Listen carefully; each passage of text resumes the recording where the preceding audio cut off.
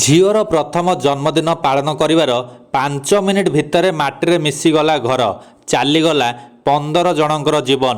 ଆସନ୍ତୁ ଜାଣିବା ଏହାର ସର୍ବିଶେଷ ଖବର ବିଷୟରେ। 5 ମିନିଟ୍ରେ ଭୁଷୁଡ଼ିଗଲା ପରିବାର, ଲଗାଣ ବର୍ଷା ସାଜିଲା ଶତ୍ରୁତା।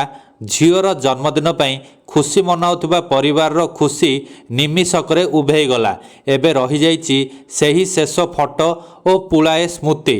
ବୁଧବାର ଗଣେଶ ପୂଜା ଅବସରରେ ବିରାରରେ ଏକ ଆପାର୍ଟମେଣ୍ଟ ଭୁଷୁଡ଼ି ପଡ଼ିବା ଭଳି ଭୟଙ୍କର ଦୁର୍ଘଟଣା ଏପର୍ଯ୍ୟନ୍ତ 15 ଜଣଙ୍କର ଜୀବନ ନେଇସାରିଲାଣି। ଉଦ୍ଧାର କାର୍ଯ୍ୟ ଏପର୍ଯ୍ୟନ୍ତ ମଧ୍ୟ ଜାରି ରହିଛି। ଏନ୍ଡିଆର୍ଏଫ୍ର 5ମ ବାଟାଲିୟନ୍ର 2ଟି ଦଳ, ବସାଇ ବିରାର ମ୍ୟୁନିସିପାଲିଟି କର୍ପୋରେସନ ଦଳ ଏବଂ ସ୍ଥାନୀୟ ପୋଲିସ ରିଲିଫ ଏବଂ ଉଦ୍ଧାର କାର୍ଯ୍ୟରେ ନିୟୋଜିତ ଅଛନ୍ତି। ଏ ମଧ୍ୟରେ ଭୁଷୁଡ଼ି ଯାଇଥିବା ଆପାର୍ଟମେଣ୍ଟରୁ ଏକ ଦୁଃଖଦ କାହାଣୀ ସାମ୍ନାକୁ ଆସିଛି।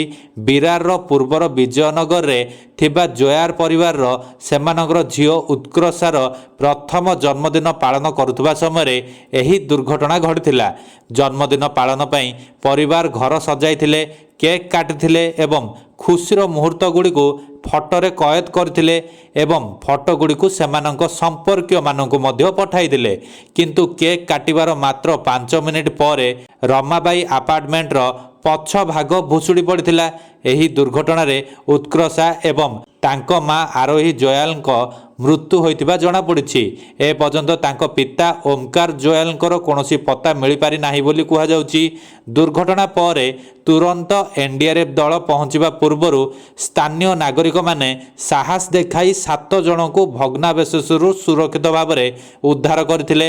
ସେମାନଙ୍କ ମଧ୍ୟରୁ କିଛି ଲୋକଙ୍କୁ ସାମାନ୍ୟ ଆଘାତ ଲାଗିଛି, ଯେଉଁମାନଙ୍କୁ ବିରାର ଏବଂ ନାଲାସୋପାରାର ଡାକ୍ତରଖାନାରେ ଭର୍ତ୍ତି କରାଯାଇଛି।